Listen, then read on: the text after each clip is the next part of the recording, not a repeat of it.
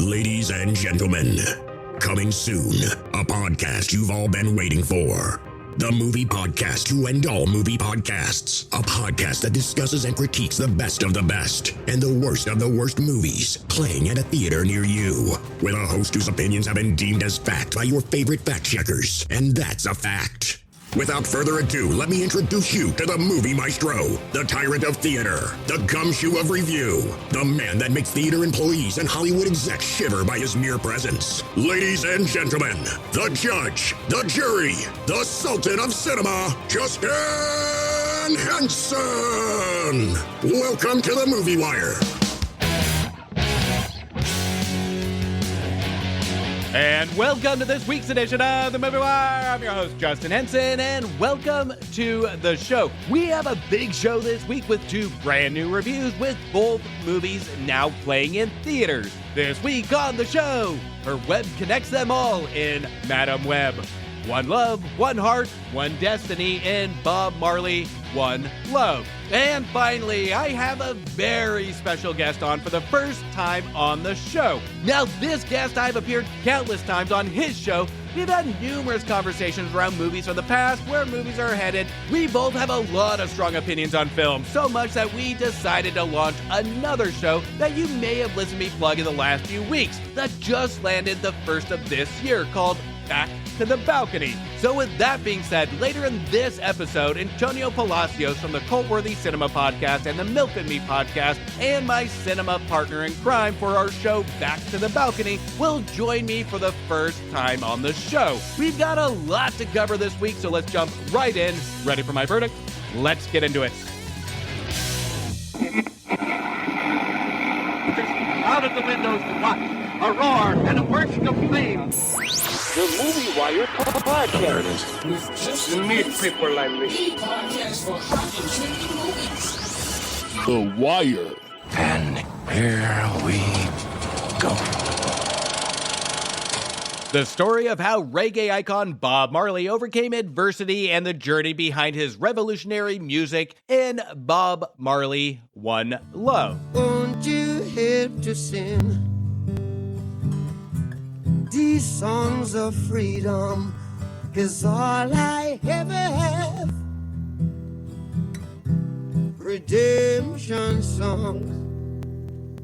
When you write that? All my life.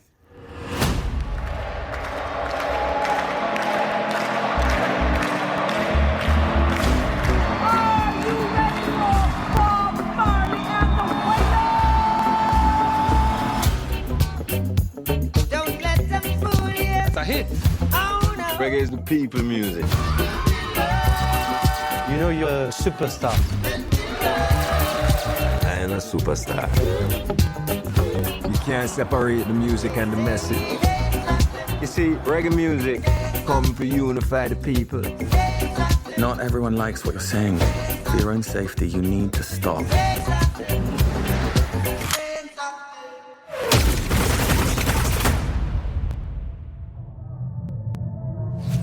On December 3rd, 1976, would-be assassins invaded Bob Marley's home and attempted to take the life of the singer, his wife, and... Don't worry about that. Don't worry about that thing. That every little thing gonna be alright. You like that one? Yeah. There's a war going on. Oh, I can't bring peace. I can't even get peace for myself. Rise up this morning. Smile with the rising sun. Three little birds. It's by my doorstep. Sometimes Singing. the messenger has to become the message.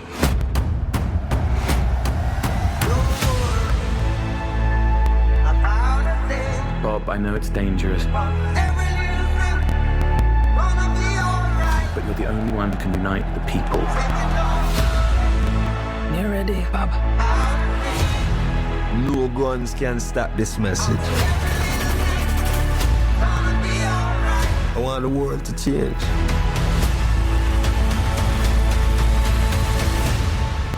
And that time is now.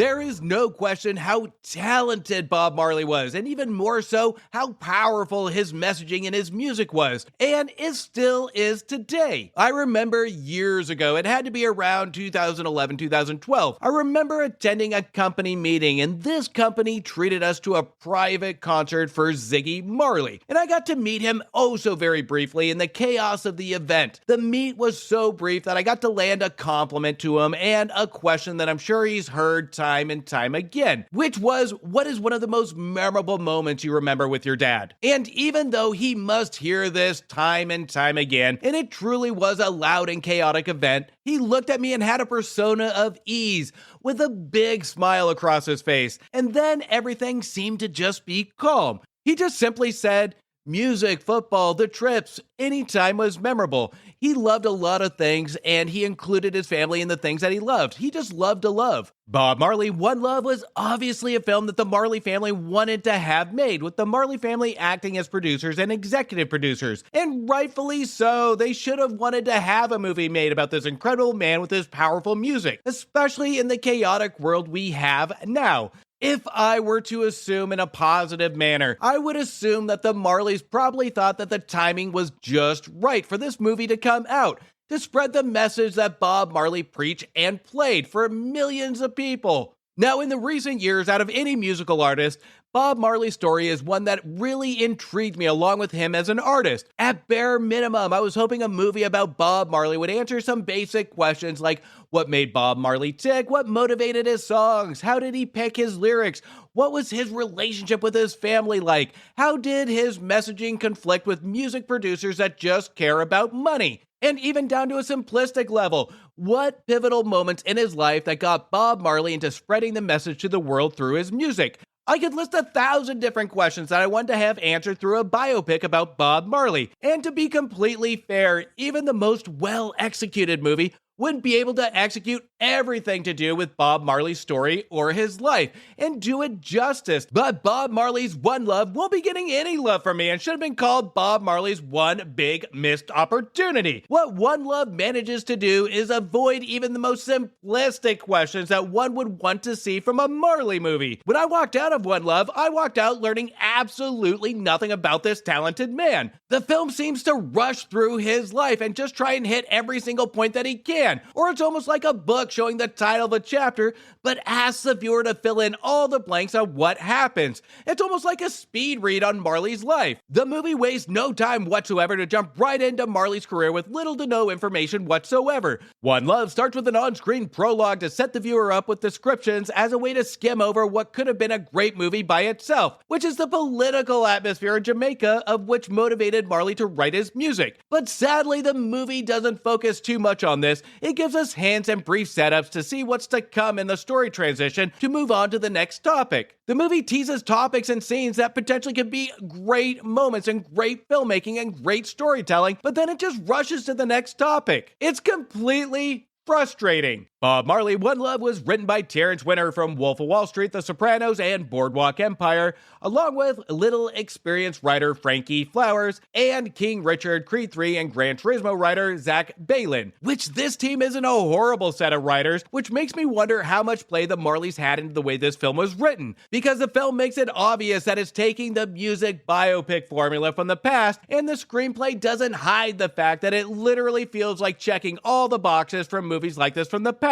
From betrayal from band members, greedy music producers, conflict in marriage from being on the road, to extramarital relationships. Now, even though we've seen this formula over and over again when it comes to music biopics, it doesn't mean that these are necessarily wrong, that these musicians face these, but the problem we have is that the movie never slows down to explore anything. I could visually see the boxes being checked on screen, and I could imagine our director, Ronaldo Marcus Green, saying, okay, check, next conflict. And director Ronaldo Marcus Green isn't a bad director since his last film was 2021's King Richard. But between the in-your-face conflict formula of a screenplay and how many topics it really tries to shove on screen over a well-respected musician, Green, we can see, almost buckle under the pressure, to the point that even the most simplistic scene transitions we can see him struggle with. One Love bounces from present to past numerous times during the movie, and the scene transitions that we do get from Green, he makes it so subtle that it took me a moment to really understand when and where we are, and why we're there at that exact moment. The time jumps didn't really add anything to the scenes that it transitioned from, nor did it really add anything to the progression of the story. At times, these jumps, we can see the film try and squeeze in some symbolism to the persona of Bob Marley, but again, we run into the problem that the entire movie suffers from. Not enough detail to really have it make sense. This is where the filmmakers attempt to check the symbolic box in the long list of boxes it wants to check off in under a 2-hour runtime. When we reached the third act, I really wanted to stand up and yell at the screen to have them stop, slow down, pick a damn event and topic and stick to that. I felt like I was in a bouncy house full of these characters with Bob Marley playing in the background. There was no method to this madness of pacing, storytelling, and more importantly, I didn't feel emotionally attached to our Marley character. With a movie called Bob Marley, One Love, at bare minimum, I would have thought that we would have at least gotten a well-written version of Bob Marley. And even though Kingsley Benedict, who portrays Marley, does a fantastic job with the written material, it doesn't give him anything to work with or connect to the audience. If I didn't already know something about Bob Marley, I wouldn't know where to fill in the blanks to really know this character,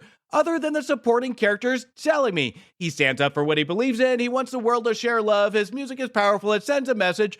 We don't get that from our Marley character except when we hear one of his songs, but we have to rely on the supporting cast to throw in these lines just to remind us or tell us who Marley is. This is a shame because this downgrades the contribution of the Bob Marley character in a Bob Marley movie. If I'm gonna see a movie about Bob Marley, it should paint the picture from our Bob Marley character and his music, but our filmmakers and writers seem confused on how to do that. It comes across as almost a bunch of high schoolers giving a presentation for a school project about Bob Marley. I felt I got as much information asking one single question to Ziggy Marley when I met him than sitting through an hour and 47 minutes worth of a Bob Marley movie. Now, when it comes to the music of One Love, this is where the movie does shine, even though I think anybody that's a fan of Marley's music would agree that it could have used some more. But that's just a love for the music. Given how bloated this movie is with limited focus, the music has a way to forte Marley's character that the writers couldn't. I couldn't help but wonder if this wasn't a musician's biopic, if we took away the music, what are we left with? And some listening would argue,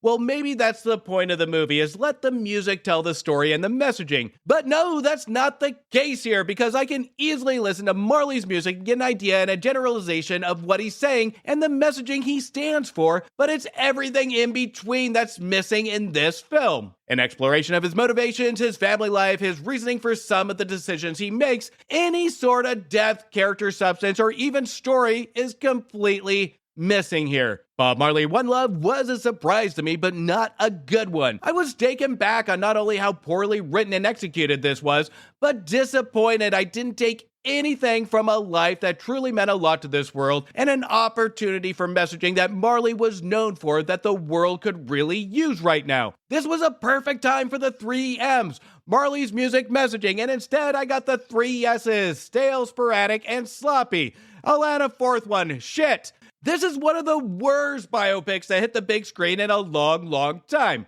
But I will say this. The movie is a horrible movie, but honestly, morally, if I had to look outside of film criticism, there are 2 things that would make me happy about this movie. Is 1, it generates a focus for people not familiar with Bob Marley to go out and research this talented man, since the movie doesn't do him justice. And 2, if the Marley family is happy with how it turned out, then that's amazing, because the movie played almost like a film just for them, where they do have more information to fill in the blanks than we do. But as it stands as a standalone film, there is no love in One Love. I'm giving Bob Marley One Love 1.5 stars.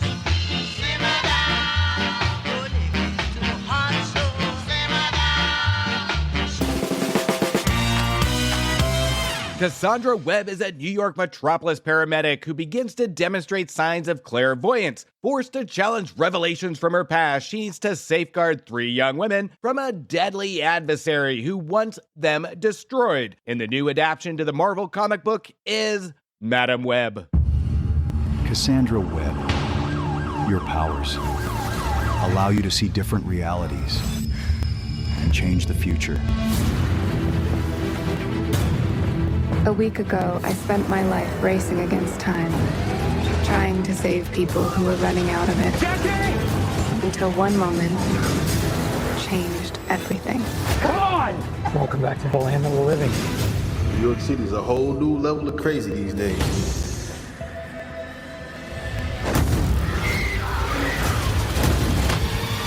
New York City's a whole new level of crazy these days. I've seen that man before. He was in the Amazon with my mom, right before she died. You have no idea what those girls have come. He's trying to change what happens. I don't understand what's happening. What is going on? You don't think this is weird? How we're all connected? It's honestly like the least weird thing that's happened all day. Ezekiel sins. I think he can see into the future. If you want to live, you have to trust me. Julia, get down! You're showing off. Maybe a little.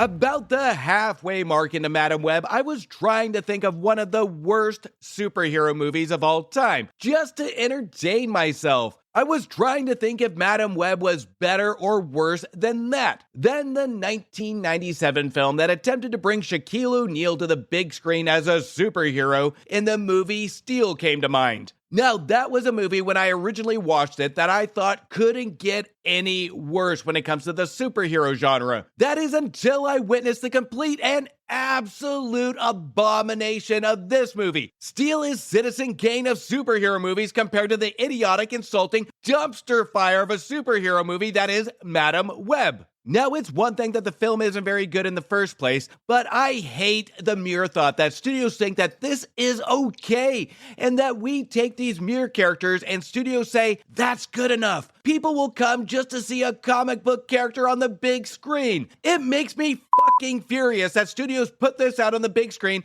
and treats the viewer as we're complete morons, thinking that this is the type of superhero movie that the public wants. Madam Web adds nothing of entertainment value except the boos you will hear from when the credits roll. Now, before viewing Madam Web, Alex over at the Talking Smack podcast shared an article talking about this mere topic, and I took a screenshot to a paragraph that quoted Quentin Tarantino, who was quoted saying in regards to the superhero movies that Marvel actors are not the stars, the characters are. Fans flock to see our comic book characters on screen, not who plays them per se. And I have to say, I agree with this statement. This movie was a double whammy for me. I didn't know much about our Madam Web character before the movie, and the movie actually made me less interested and gave me even less of a desire to even seek out the character comics after watching the movie. You take that with Dakota Johnson's bizarre betrayal and 50 Shades of Grey performance of the character, and we are just left with nothing but a big steamy pile of spider webs that just got shit out of a spider's ass on the big screen.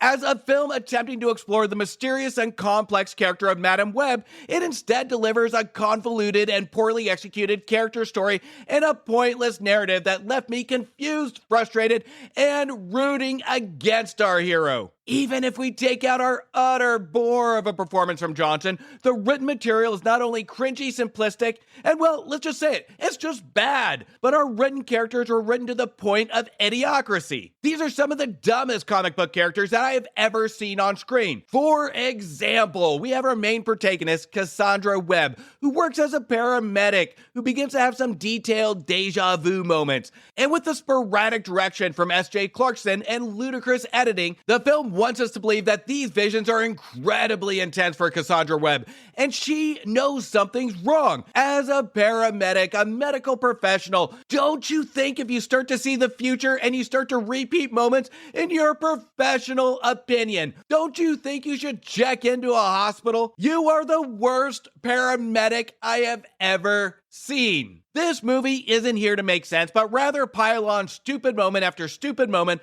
from our characters. And in between each stupid moment, our characters must have been tranquilized because there is absolutely no energy to any performance in this movie. Director S.J. Clarkson instead tries to hide the fact that everything about the dialogue and characters are so boring and lifeless with disjointed storytelling that she uses the most annoying camera movements that never seems to hold still, and they're completely sporadic angles that supports the fact that even if director Clarkson wanted to try to distract the viewer from the horrible writing and characters, this adds to the film's lack to create a cohesive story that feels naturally progressed, jumping from spot to spot, jumping from up-close shots to upside-down shots, without providing adequate context or explanation of what in the actual fuck is going on. This erratic approach to the storytelling and direction left me struggling to connect with the characters and events, leading to a complete sense of confusion rather than engagement, to the point I didn't care what the hell was happening on screen. I'm sure director S.J. Clarkson thought this would add an excitement element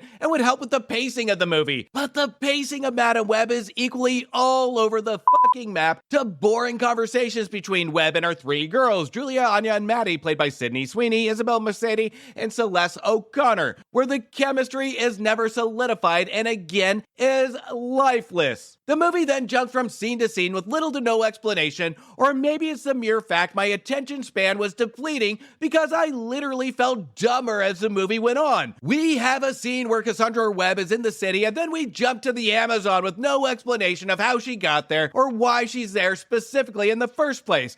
And then she has her hair, her makeup, and clothing all pristine. Maybe that's a superpower that they don't explain, is always to look put together when running from a supervillain and traveling hours to the Amazon. Now that's a superpower I can relate to, and that's a superpower I want to have. And that almost seems like a more interesting superhero movie than what we got. And then maybe just have a supervillain trying to mess up our hero's hair. At least that would have been more entertaining than this damn movie. S.J. Clarkson, who has mostly directed TV shows, and guess what? We can tell here on what happens when you give $80 million and a 2-hour runtime to a director that's mainly done TV and has no real experiences with superhero movies. We get a 2-hour long sporadic lifeless music video, but just without the music. Instead of maintaining a balanced rhythm or pacing, the film feels like a series of loosely connected scenes, making it difficult for me to invest in the characters, or even the story or the plot. Actually, anything in the movie. This lack of planned, well-paced story transitions robs this story, robs this character, and robs this movie of the tension and excitement that is crucial for any successful superhero movie. Now, talking about our main character, Cassandra Webb, Madam Webb, this character is so underutilized and at times can be confusing of what her capabilities are. Despite the potential for a compelling exploration of Madam Webb's backstory and abilities, the film barely scratches the surface and gives us kind of like cherry-pick things they want us to know just to move the story along. You can tell there is a lot more depth to this character, but the movie doesn't even scratch the surface. Madam Webb is written so anemic and underdeveloped throughout the entire movie, leaving me with more questions than answers. This is a complete missed opportunity to delve into Madam Webb's history and doesn't give clarity on barely anything with this character. We can see potential in what this character can do, but it doesn't utilize any of it. And this stems from the true root of the problem with this movie, which is the army of writers on this project, including Max Sanzema and Burke Sharpless from the other failed Spider-Man spinoff, Morbius, and new writer Claire Parker, and newer writer who is also our director, S.J. Clarkson. And I have to say, man, if there was a prime example of too many hands in the cookie jar, this would be it. But with the selection of writers picked for Madam Web, I wouldn't even use hands in the cookie jar. Our writers are so confused that they probably got confused how to even get in the damn cookie jar. So picturing these writers etch-a-sketch this screenplay, I would say these writers had too many fucking feet in the cookie jar. These writers had nothing of substance, nothing of entertainment value, and they were solely banking on the characters to create a spectacle on the big screen, and that isn't any good either. Now, the film's visual effects, typically a highlight in a superhero movie, with an $80 million budget, are surprisingly lackluster here. The CGI work, especially with our movements of our villain, Ezekiel Sims, played by Tahar Reem, who looks like a middle-aged man attempting to dress up to be Spider-Man in an awkward way. The movements of Rahim are very stiff and awkward looking, where his build didn't really match when the character went to CGI. His movements looked cheap and just didn't translate or flow on screen. The complete lack of attention to detail in the special effects undermines the film's overall quality and distracts from the immersive experience that viewers anticipate from our superhero blockbusters. I think my 2-year-old son, when he dresses up like Spider-Man, has a better fluent Spider-Man-like moves than our Ezekiel Sims character. Now, one of the biggest shocking moments when it comes to Madam Web is the music. Usually when we take superhero or Marvel movies, we usually get at least a decent soundtrack or composition when it comes to how the action scenes are played out. The music usually does a pretty good job on supporting what we're seeing on screen. The music here was composed by Johann Senderquist, a typically reliable composer with works from Let the Right One In and Kon-Tiki. The composition here is a complete and utter disaster. It falls flat in comparison to the high standards set by previous Marvel films when it comes to the musical score. The music here often feels out of place or generic, feeling like it just belongs in another movie or an H&R Block PowerPoint presentation. A captivating and well-crafted score could have elevated the overall experience, but instead the soundtrack adds to the film's overall two shots a NyQuil feel. Madam Web, hands down, for me at least, will go down on the list for one of the worst superhero movies of all time. I hated this movie for what it is, and even though I'm not a hardcore comic book guy, it made me absolutely furious that studios pumped this to the screen to force feed fans a presentation of a comic book character, and that's all they had to go on. And they couldn't even get that right. And finally, I don't mind Marvel movies. I think they add a lot of fun factor and entertainment factor if they're done right. But Madam Web gets so many things wrong, it will continue to haunt my dreams on what in the actual fuck these filmmakers were thinking. I'm giving Madam Web a very hard 1 star. Let's all go to the lobby. Let's all go to the lobby. Now, before we get into the rest of the show, make sure you check out my reviews for movies that just became available to rent, buy, or stream now. Now available on video cassette.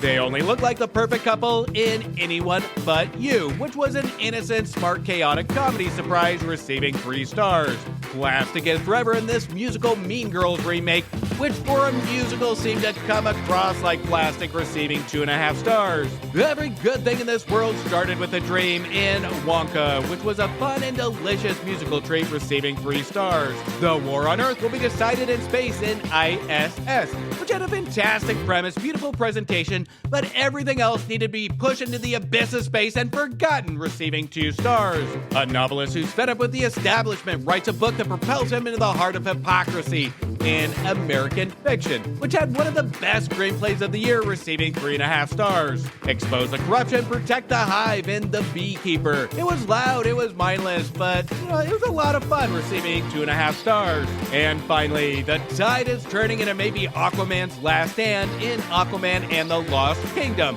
And I hope it is his last stand, because I almost had to stand to walk out, giving the Lost Kingdom 1.5 stars. Now, you're about to hear from the man, but before we do, let's take a listen to Antonio over the Cultworthy Cinema Podcast. The Cultworthy Podcast. Join me, Antonio Palacios, each week as I guide you through a never-ending sea of obscure cinema and cult-worthy gems that deserve a rediscovery. Find me on all listening platforms and at thecultworthy.com. The Cultworthy Podcast. Join us.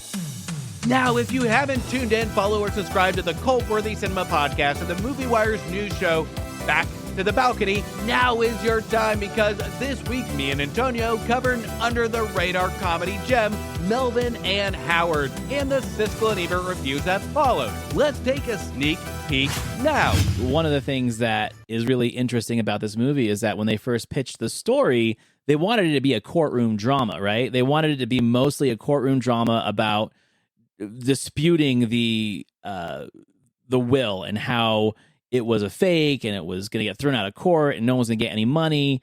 And Demi and Bull Goldman look at this thing and they're like, well, how about we don't even talk about that until the end? Like, what about if we have Howard Hughes meet Melvin for the first 10 minutes and then we just follow the Dumar family for the next 5 years? that's a great story. Look at the Siskel and Ebert. They use the word like small movie, and I hate the small movie term because it's not a small movie. It's more of an origin story of a lot of filmmakers to be. And we take a lot, and both of us have praised the independent film industry and all these small budget movies. That is almost like this on a higher level where we take a lot of these small stories. These are the movies that show the examples. These are the audition tapes. These are where actors and actresses they get noticed. I often criticize performances of Nicholson in his later years, and especially Anthony Hopkins, because when I see them act, I don't see acting, I see performing. And in a film like this, coming from the same director of Silence of the Lambs, these people are acting. Gene Siskel and Roger Ebert, two titans of cinematic review. Sometimes right, sometimes wrong, but always captivating. Your hosts Antonio of the Cultworthy Cinema Podcast and Justin Henson of the Movie Wire are here to take you back to the balcony. Sound a little excited, James. Sound less excited, Roger. First time ever on the Movie Wire, and it's been way too long. I mean, it's taken 2 years to get this man on my show, and it is long overdue. Antonio from the Cultworthy Cinema Podcast, the MILF and Me, and our brand new show, Back to the Balcony. Antonio, how you doing? I'm doing fantastic, man. Thank you so much for having me on your show. We did this on mine. I asked you a bunch of questions. Now I get to be in the chair and have you ask me a bunch of questions and, yeah, get your listeners to know me better because we have this new show, right? And we need to get ears in it. So let's get this going. I've talked about you numerous times on this show and the level of respect I have for your show. A lot of these movies you cover is just incredible, of just revisiting, showing the love to a lot of these movies and just encouraging a lot of these films to come back into the radar. And we've had a lot of conversations in the past to really encourage us to really launch this new show. And it's an interesting concept, and I'm having a blast with it, just rediscovering and talking about these Siskel and Ebert reviews. So it's just a pleasure to be a partner with you on this show. Yeah, it's a great time. And, you know, though, I found something out lately when I was like sharing this with some other people that there are generations, I forget about this, that like Gen Z and this Gen Alpha who don't even know who Siskel and Ebert are. And I was like, oh my God, we are like losing out on certain members of our audience because they don't know who we're talking about. They might know about the movies, but they're like, Siskel who? Ebert who? You know,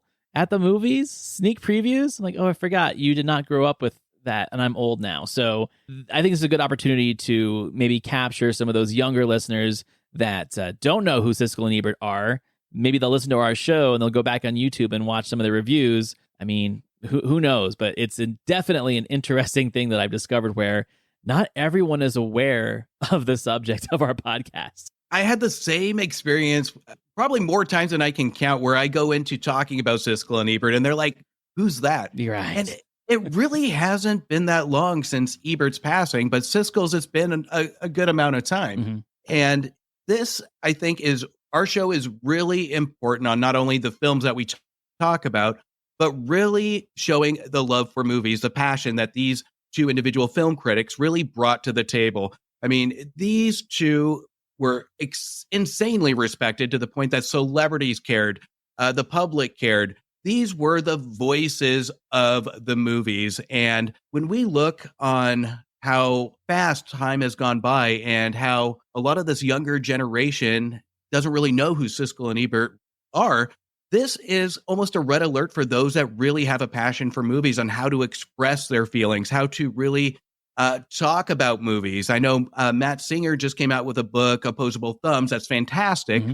That we have a lot of these elements that are really bringing Siskel and Ebert back to the table. And I am extremely happy that we brought this show to really help support the memory of Siskel and Ebert and just the overall film criticism topic.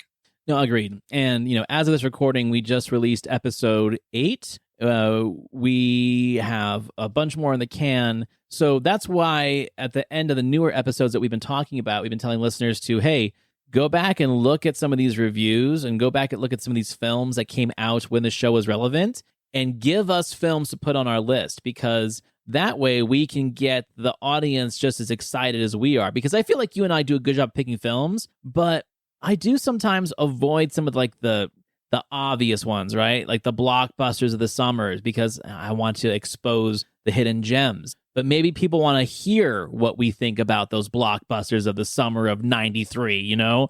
Like maybe they want to hear our opinion on Jurassic Park versus what Siskel and Ebert had their opinion on. So that's where we need to get some more audience involvement for sure. But I think, first of all, though, we just need to let people know who we are and what we do, right?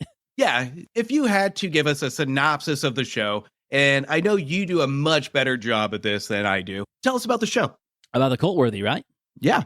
So this was originally a show that I did just based off a blog I had for a few years where, yes, I would incorporate reviews of films that I just pulled off of my Letterboxd, but mostly I was just writing stories and essays about what I thought the films were really trying to say to certain audiences. Because you and I have talked about this, we just barely talked about it on the episode recorded tonight, where I feel there is what is on the screen and what was on the pages of the script that was written when it comes to context and story. But there's something about a filmmaker, or maybe something about a cinematographer, or maybe even the actor. There's something selfish, I think, about filmmakers where they put themselves into the process, where now whatever was on the page, words are still there, but what is the tone? What is the vibe? And what is the experience the filmmaker's trying to create?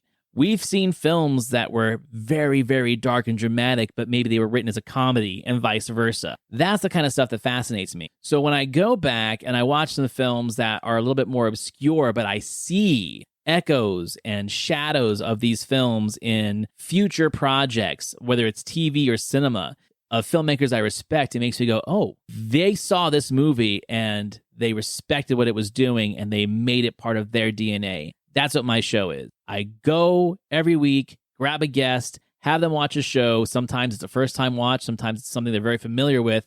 And we essentially have discourse over what we think the message of the filmmaker was. Not necessarily the studio, not necessarily the writer. What is the overall presentation giving you? And is it cult-worthy? Does it deserve a much more of a following? Or is it something that can just be left to the sands of time, just sit in the bargain bin or on Tubi or whatever? But the one thing I will say is I will not shit talk a movie. I will not have an episode dedicated just to how terrible something is unless I have a guest that their show is about that. Then I'll let myself play in those waters a little bit. But I'm not here to be a shit-talking podcast. I'm really here to expose cinema that deserves a second chance. And I think that's why you've avoided my show for 2 years, because I do shit talk a lot. And you're so good at it.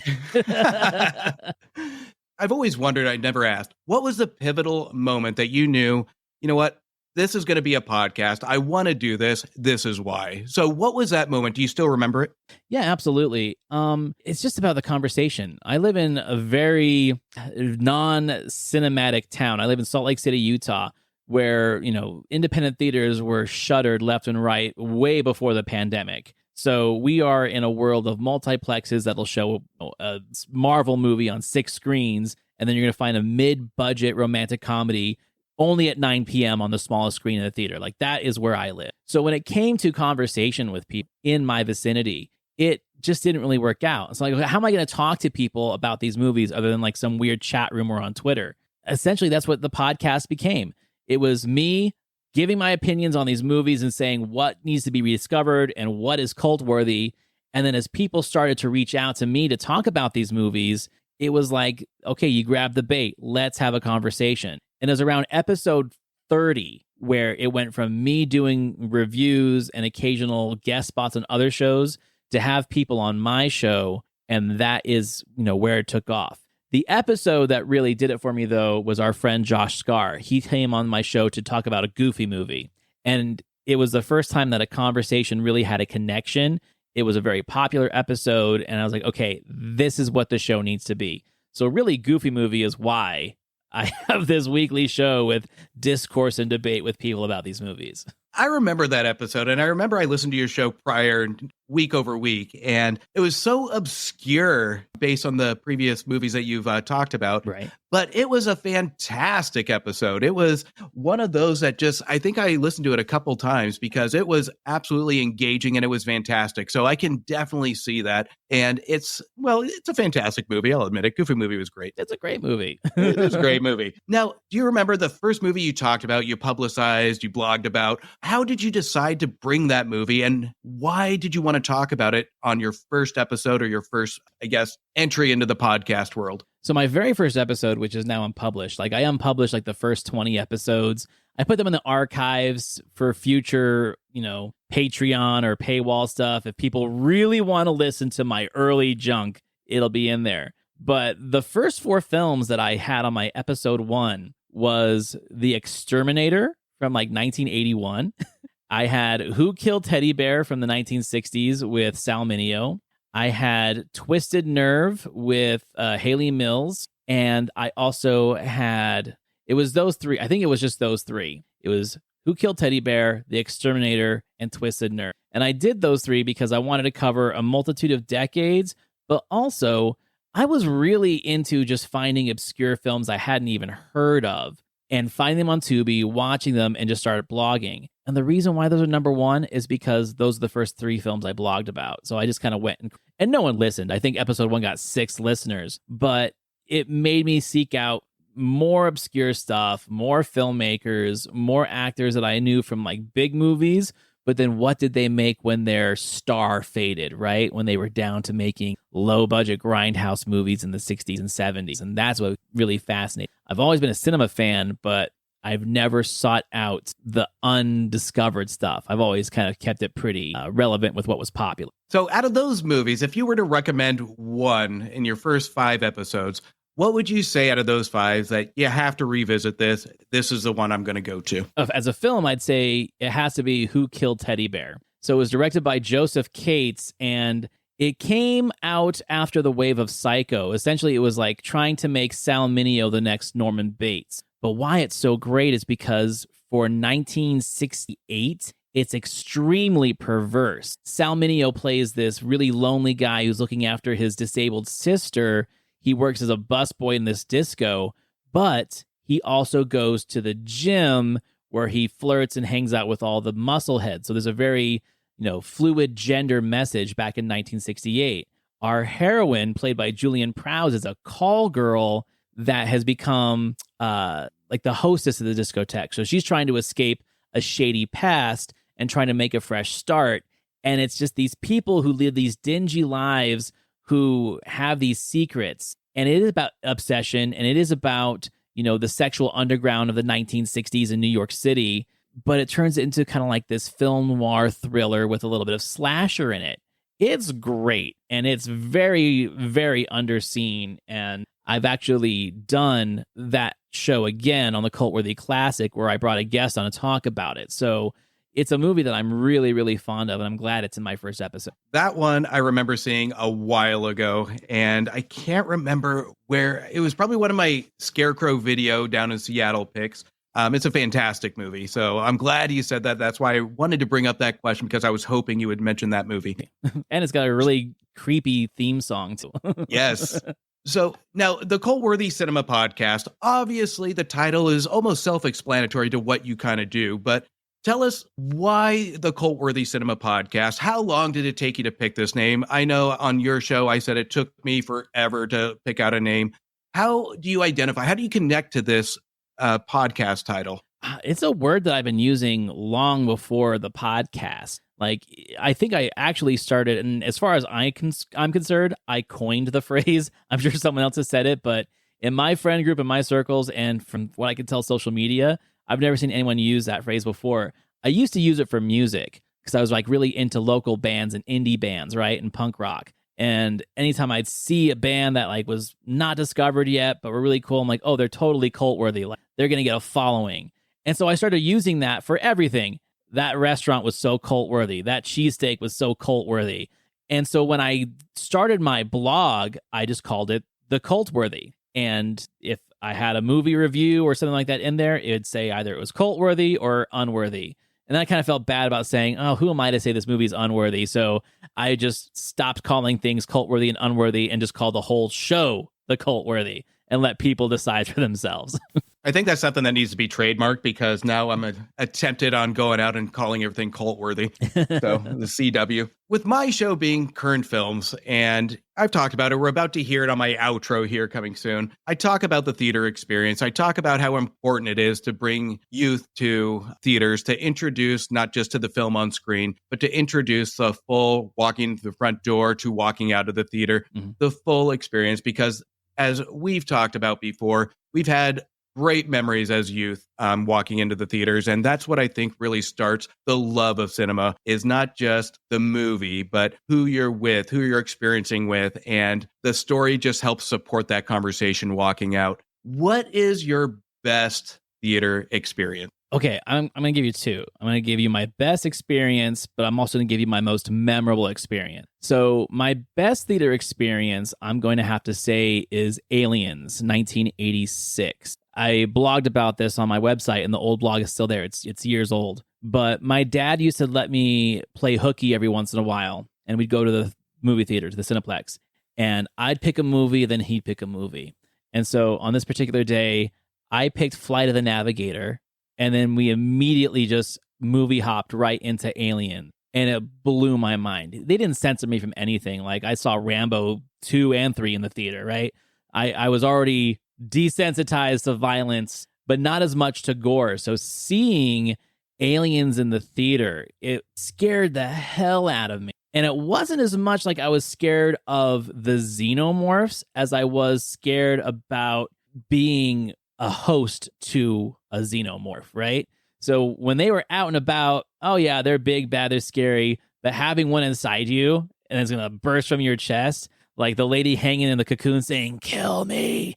Oh, that like resonated with me so hard. So I had nightmares about that for years. And it's funny because Aliens is not my favorite of the Alien franchise, but it definitely was my favorite movie experience in the sense of like, I was there with my dad. I shouldn't have been there. It was a school day. It scared the hell out of me, and I never forgot about it. Now, my most memorable experience was South Park, Bigger, Longer, Uncut. Came out 99. We skipped school, saw it in the theater, and it was just the perfect moment for me theatrically because right as the song Uncle Fucker started, half of the audience in the theater got up and walked out. But if you know the movie, the kids are in a movie theater watching the Terrence and Phillip movie. And as soon as they start singing Uncle Fucker, half of the audience in the movie get up and walk out. So it's like I was living a double life, right? I'm watching people on the screen get up and leave during that song. Meanwhile, I have people asking me to move aside so they can get out because they were so offended. It was just a perfect moment. Trey Parker and Matt Stone are geniuses. They knew exactly what they were doing with that scene. And yeah, most memorable theater experience for sure. Well, you look at the people that stayed, because I had the same experience with the South Park, and the people that stayed, they stayed for a reason. And it is probably one of the last theatrical experiences that I've had that you really got that laughter from the audience in unison. So you have never heard an audience laugh as hard for those that went in and stayed for South Park, Bigger, Longer, and Uncut. I would agree. I would say the biggest laughs ever were that and then Something About Mary. Same year, I think. Those are the two biggest laugh out loud movies I've ever seen with the audience. Yeah, and what really resonated with me on talking about Aliens and kind of your experiences with that, and I think that's what a lot of people are really missing with how a lot of structured families are now with, we talk about violence that's been indented into media. You talk about language, gore, and all this. But I think it's a misconception of a lot of movies is when you walk into a theater, it's rated R, it's a horror movie or whatever it may be with questionable content, is no matter the age, and I'm not telling parents to take kids to the movie, every kid's going to be different, but movies are a part of where kids really learn their first scare, their first emotion, their first real big belly laugh. There's a lot of emotions that come from the screen that kids really take away.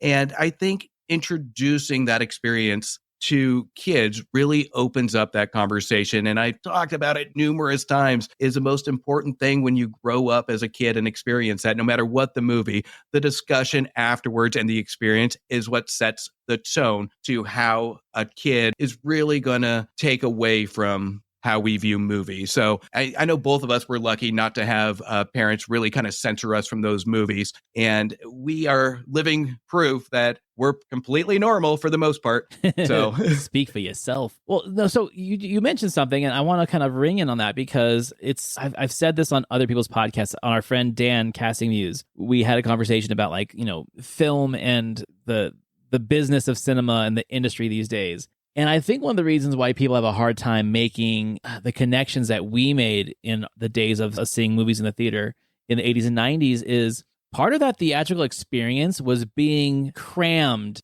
like sardines in these theaters that would sit 300-400 people.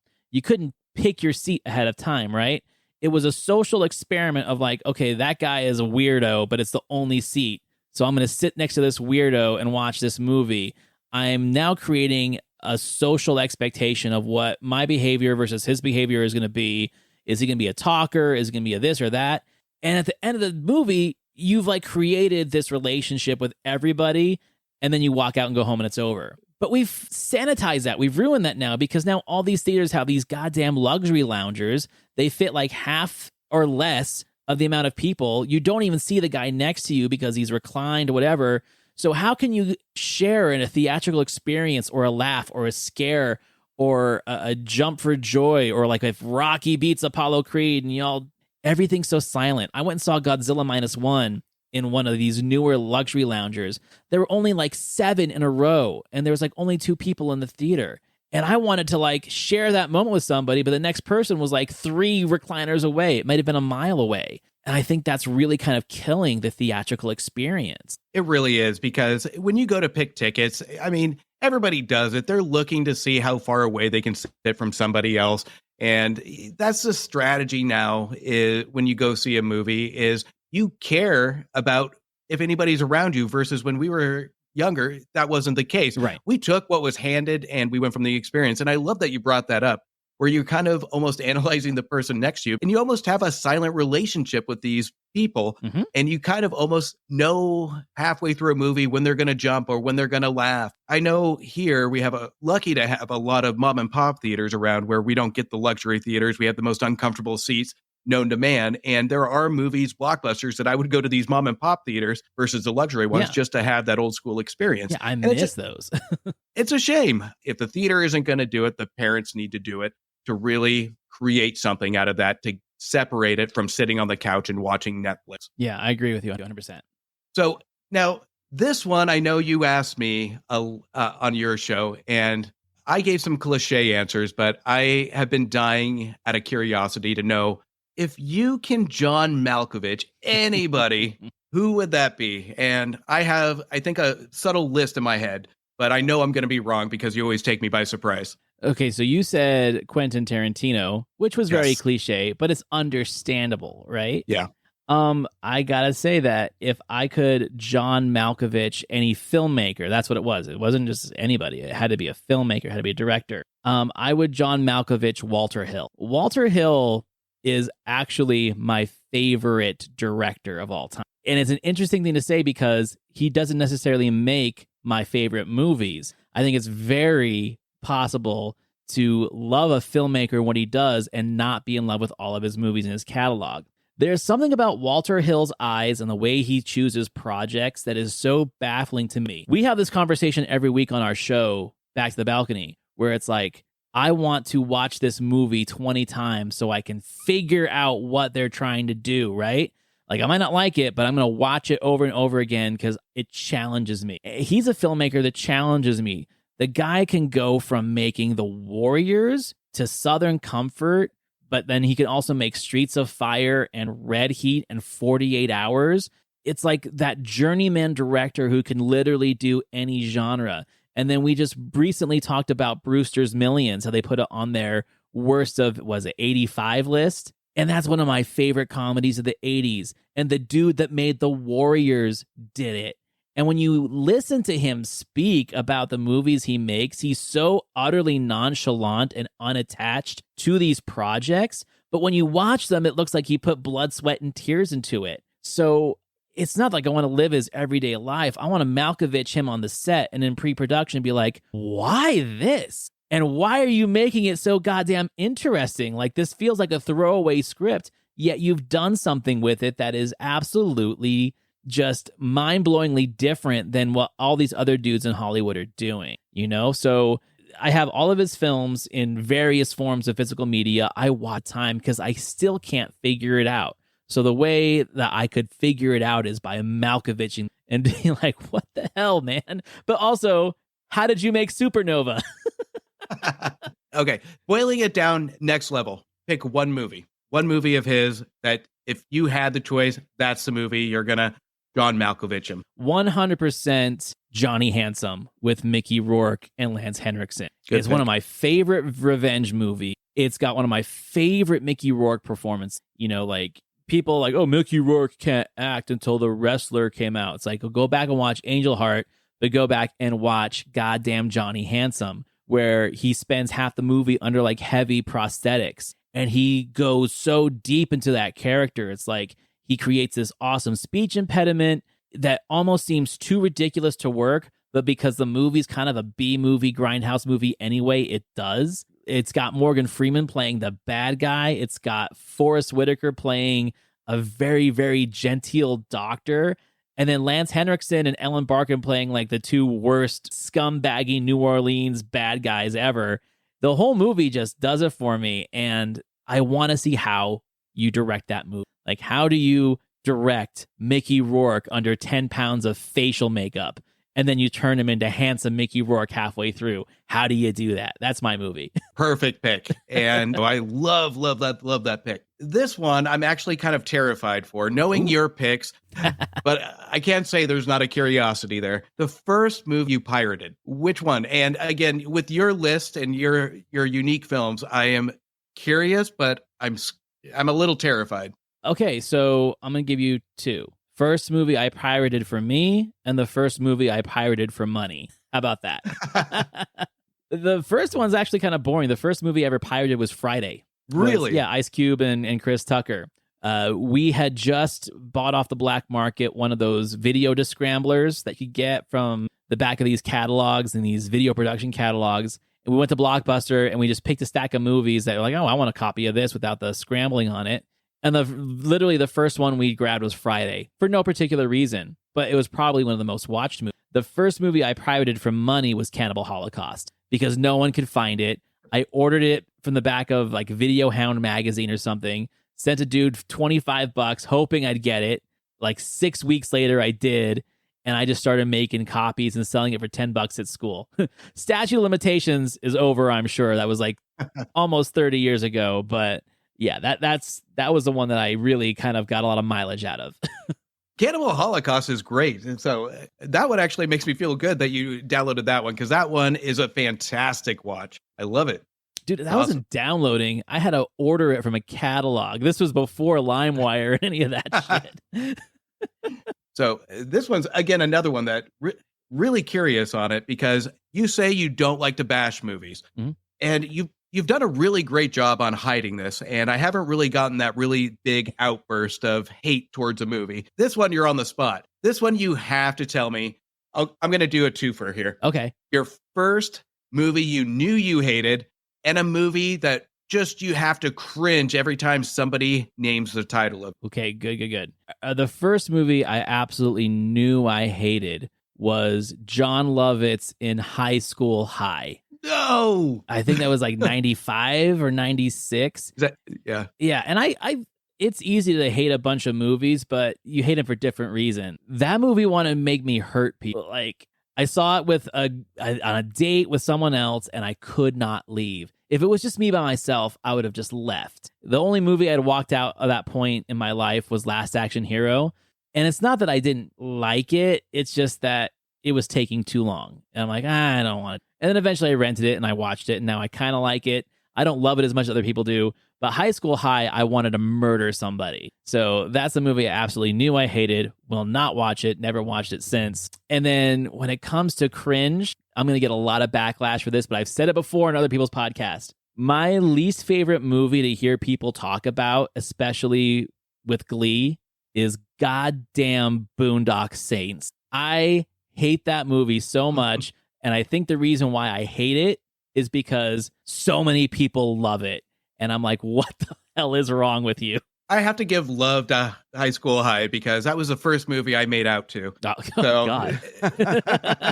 Worth it. Now, separate question of you've had a lot of guests on your show. Your show is known for movies and movie lovers appearing on your show. Pick one guest that you can spend the next hour, 2 hours for. Okay, well, you don't count because we already have a podcast. So we do that every week anyway. If I didn't my think eye it was on you, we wouldn't have a podcast together. I don't want to hurt any feelings, but man, I really, really like talking to Dan from Casting Views. And okay, yeah, I love being on his show, and I love it when he's on my show. But when he's on my show, we don't talk about movies as much as we talk about, let's say, the social construct around movies. Like this last time he was on, we talked about fear-mongering and doom-mongering. And then before that, we talked about censorship. But then on his show, he's a topical podcast, and he asks me a lot of questions that I don't get a lot. So that's why I think it's a lot of fun. When it comes to just talking straight movies, though, on the podcast, I have a lot of fun with Nicole and Tessa from the Doom Generation because I can let my freak out a little bit and I can talk some shit, but still feel good about it. Because at the end of the day, I still love the movie. But I'll take turns of like, yeah, Billy Bob Thornton sucks in this movie. I agree with you guys, So anytime you're on the Doom Generation, I look forward to that one because that is kind of like the Antonio After Dark when it comes to movies. And I really enjoy it. So if you had to recommend right now one movie that is your go-to, that, you can't decide what to watch, this is your go-to. I never believed in a favorite movie because there's just so many and so many moods and stuff like that. But there are movies that I just said, this is my go-to. I'm just going to flip it on, turn my brain off, and I'm going to watch it. What's that movie to you? First response, and no judgment, is Hot Tub Time Machine. Good. Like, that is just my penicillin, right? It cures what ails me. If I'm depressed, I watch it. If I break up with someone, I watch it. If it's a Tuesday, I watch it. Like, it literally is the movie that if I can't figure out what to watch, I just grab it. I'll give you one before that, though. Before Hot Tub Time Machine came out, and that was like 2010 or 2009 when it came out, before that movie, it was Ferris Bueller's Day Off. So that one is my favorite Sunday rainy day kind of go-to movie because I know back in the day, that one was played numerous times on the weekend. So that one, absolutely love it. It's like irresistible not to just sit down and watch it whenever it's on TV. Yeah, same, man. That was my go-to. That was my penicillin before Hot Tub Time Machine. Absolutely love it. Love these picks. So, Antonio, last thing. I mean, again, you do this way better than I. Tell everybody why they should tune in to Back to the Balcony. I mean, I think we kind of started off the conversation with, there are generations that don't know who Siskel and Ebert are, but it's a chain reaction, right? We get them interested in maybe the movie first, and then they get interested in the art of discourse and debate and critique. And that could just be the starting point for another journey into, well, what other critics were there? Like, what did Leonard Maltin have to say? What did Pauline Kael have to say, right? Vincent Canby. There were lots of names of these critics that I did not know who they were until I became obsessed with what Siskel and Ebert had to say. And then Leonard Maltin, and it just keeps going on and on. Even some of the local guys, like here in Salt Lake, we have Sean Means. He's like been doing this for 30, 40 years, and he's still doing it. And I've always appreciated his reviews and his critiques. I feel he's like really on the same page where I am when it comes to cinematic appreciation. And I think that's a lost art, right? Like, we talked about this on episode 1, where there's a disposable sense of critique these days because everything is done so quickly. People get on Rotten Tomatoes and they either look for a red tomato or a green splat. And how many of them actually take the time to look into what the actual reviews or discourse was? And these days, how can we even tell if they're real, right? What if it's a bot? What if it's a payola thing where someone got paid to put out a good review?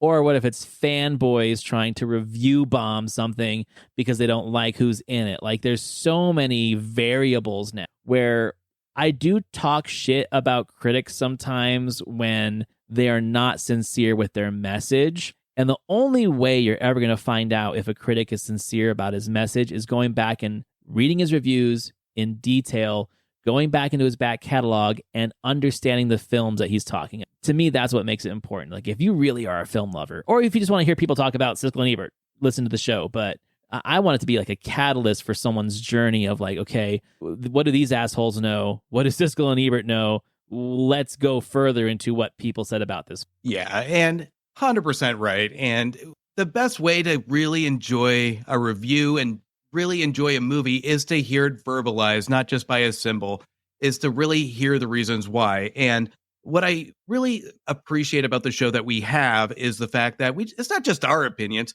it's 4 opinions. And even those, our total of 4 opinions don't really matter because we're just giving our thoughts on it. The term everybody's a critic, there's some truth to that because at the end of the day, it's just opinions giving based on the feelings we have towards movies. Right. Siskel and Ebert, they're just human. They're giving their thoughts on it. When we end a show, have our opinions on it, and people are going to watch it if they decide to, and they're going to generate their opinions on their own. Because we on our show give the reason why. We give the reason why we don't agree with Siskel and Ebert, or we do agree. Even with 4 opinions, somebody else is going to have a different view or a different opinion. And that's what I really think makes this show special to not only both of us, but anybody that listens. So I have a question for you now. Yeah. We've recorded 15 episodes. We've released 8. Of those 15 episodes that we've recorded, are there any films that we covered that you now have, like, let's say, either a second opinion on or maybe a reversed decision? Either way, I could either be redemption or all of a sudden you have like contempt for something that you thought you liked. Has anything kind of sparked in our conversations? Seems like old times. Interesting. Explain. I didn't like it. Oh, but I thought you did like it. No. But to its credit, I did rewatch it after our conversation. So, and kind of based on the conversation we had, and there is a level, you compared it to a lot of films from the past when it comes to the comedic style. And I went through it. I went through a different viewpoint of it, trying to look for this. And we've talked about it more recently in the last couple of episodes where we go in with a perspective and an expectation of a movie.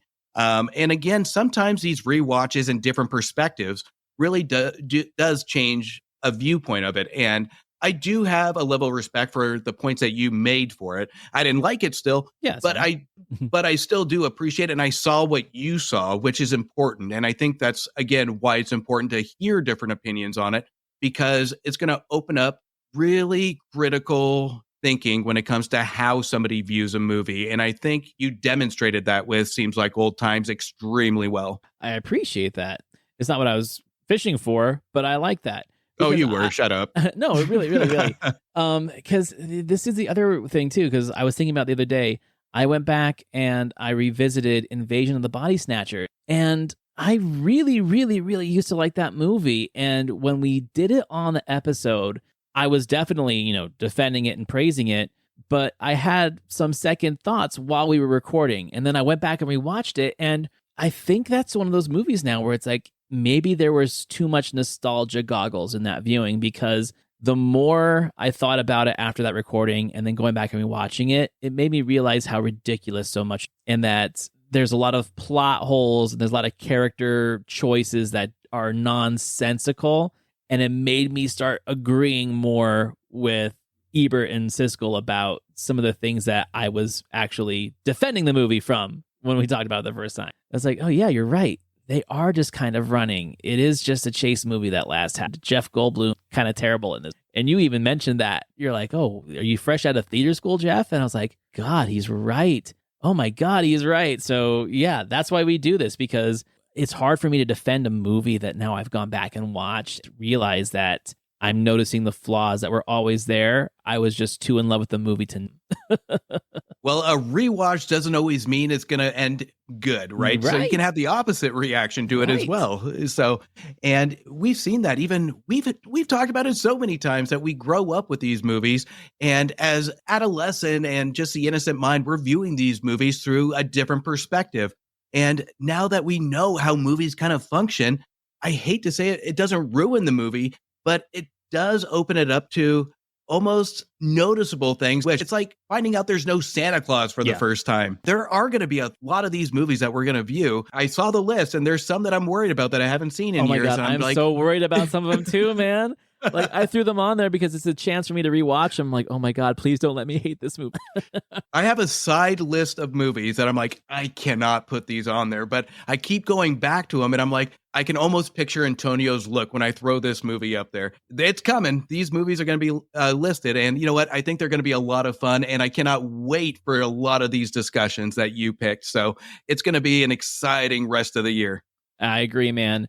And thank you for having me on, and let's having this conversation on your show, because like I said, I think people know you now on my show because you've been on so many times, and we have a podcast together, but because your show is so contemporary with the movies, I'm not sure how many of your listeners actually have listened to my show. So now they get to hear us banter on yours, and this is what we do on Back to the Balcony, is we talk about the movies, and we're not afraid to say that we liked something or that we hated something, even if we loved it or hated it before and we changed our minds. Like, that's the whole point of the podcast. 100%, absolutely. And I think we're going to have some fantastic discussions around these movies. And I really do hope anybody that listens really clicks the link in this episode to really give Back to the Balcony a try, because it is a fantastic show full of fantastic discussions, and we are looking for any movie suggestions to come our way. So if you have a movie, pop it to one of our socials. Antonio's link will be in the description of this episode. Mine, you know where to find me. So Antonio, just remind everybody where to find you. So you can find the links to all my shows, as well as the guests that I've had on my shows, on the cultworthy.com. That's my main hub. It's my website. It's where my blogs are, my reviews, and links to all my other shows as well. So that's the easiest place to find. But also, if you're on Twitter or on Instagram, check out the Cultworthy.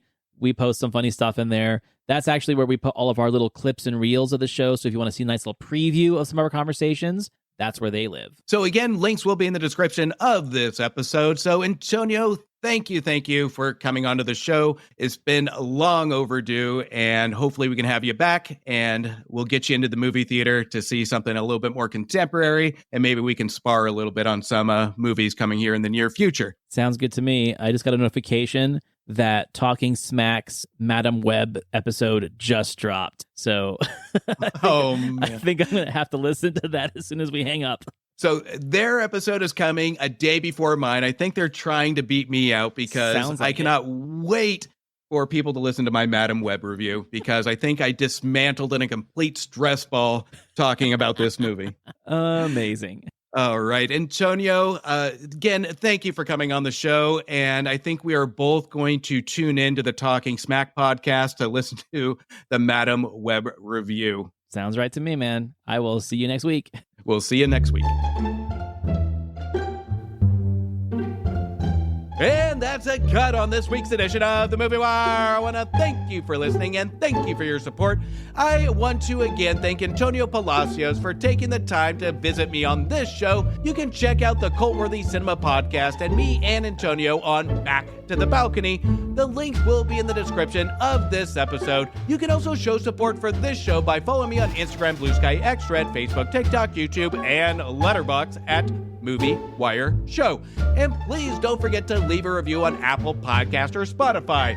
Until next week, do me a favor, make sure you stay for after the credits to show the respect to those that put their blood, sweat, and tears into making a feature film, and support your local movie theaters. A verdict has been made on this episode of The Movie Wire by your host, Justin Henson. He thanks you for listening to the show. You can follow Justin on Instagram and Twitter at Movie Wire Show, or visit his website, www.themoviewire.com. Oh, and don't forget to leave a review on Apple Podcasts and Spotify. I'm sure he'd love to hear from you. Until next time, we will see you at the movies. Thank you for bringing me to the movies.